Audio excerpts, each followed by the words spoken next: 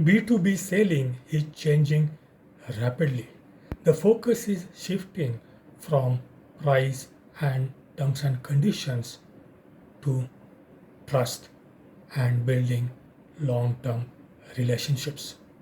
Organizations have understood now that in order to grow their business in the fast changing environment and make their business sustainable, they must shift their way of buying as well as selling towards building trustworthy long term relationship. That means the buying organization has to build a long term relationship with the vendor as well as the seller has to build long term relationship with their customers. And the basic foundation for building long term relationship is trust and rapport. Therefore, the old way of selling products based on features, comparison with the competition, and in the end on price is changing rapidly because this approach will no more will help the buying organization to make their business competitive, sustainable, and differentiated in the market.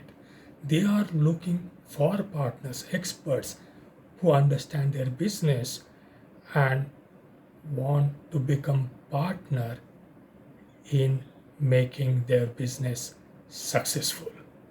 Therefore, the salesperson role has changed significantly, and the approach and the way to communicate is also changing. There is a need for a new salesperson or a trained salesperson who can understand customers' business and who can build that trust and rapport and develop long term partnership.